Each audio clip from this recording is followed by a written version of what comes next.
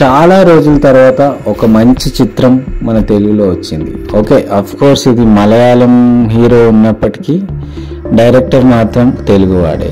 ఆ చిత్రం పేరే లక్కీ భాస్కర్. ఇది నిజంగా లక్కీ భాస్కరే, ఎందుకంటే ప్రతి క్షణం ఈ చిత్రం మనకి థ్రిల్ చేస్తుంది. ఎలాంటి థ్రిల్ అంటే స్కామ్ 1992 అనే వెబ్ సిరీస్ మనకి ఎంత థ్రిల్ని ఇచ్చిందో అలాగే ఈ సినిమా కూడా అలాంటి థ్రిల్ని ఇస్తుంది. ఇక కథ విషయానికి వస్తే ముంబై నేపథ్యంలో సాగే కథ ఇది. భాస్కర్ కుమార్ దుల్కర్ సల్మాన్ అన్నమాట.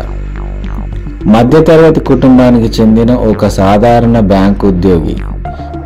చాలని జీతం, దానికి తోడు కుటుంబ భారం అంతా ఒక్కడిపైనే. భార్య సుమతితో పాటు కొడుకు, తండ్రి, చెల్లి, తమ్ముడు, ఇలా అందరి బాధ్యతలు తనవే. బ్యాంకు సహా దొరికిన చోటంతా అప్పులు చేస్తాడు. ప్రమోషన్ కోసం ఎదురు చూస్తూ కుటుంబాన్ని నెట్టుకొస్తుంటాడు. ఉత్తమ ఉద్యోగి అనే పేరు వస్తుంది తప్ప ప్రమోషన్ మాత్రం రాదు. ఇలాంటి పరిస్థితుల్లో కుటుంబం కోసం ఎంత రిస్క్ చేసినా తప్పులేదనుకుంటాడు. ఓకే, ఇది ప్రతి ఫ్యామిలీలో ఉన్న కథే. కాకపోతే ఇక్కడ మన హీరో మంచి మార్గాన్ని ఎంచుకోకుండా చెడు మార్గాన్ని ఎంచుకుంటాడు, ఒక చీటింగ్ తరహాలో అన్నమాట. అది ఎలా ఉంటుందంటే బ్యాంకింగ్ వ్యవస్థ, స్టాక్ మార్కెట్, భారతీయ మధ్యతరగతి మనస్తత్వాలు, వీటన్నిటిని మేళవిస్తూ ఓ వ్యక్తి జీవిత ప్రయాణంలో ఈ చిత్రాన్ని మలిచాడు దర్శకుడు.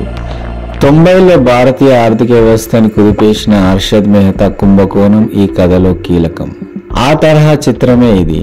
కథ, పాత్రలు, తెరపైన సంఘటనలు అన్నీ కూడా ప్రేక్షకులకు సులభంగా కనెక్ట్ అయ్యేవి. కారణం ఏంటంటే ఇవన్నీ మధ్యతరగతి కథలు కావడం అన్నమాట.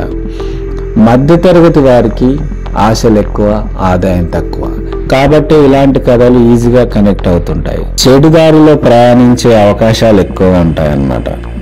చెడు నుంచి ఎలా బయటపడాలో నేర్చుకోవచ్చు అన్నమాట. ఓకే, ఇందులో ఉన్న మెసేజ్ని పక్కన పెడితే సినిమా మాత్రం చాలా బాగుంది. వీలైతే ఒకసారి చూడొచ్చు. ఓకే.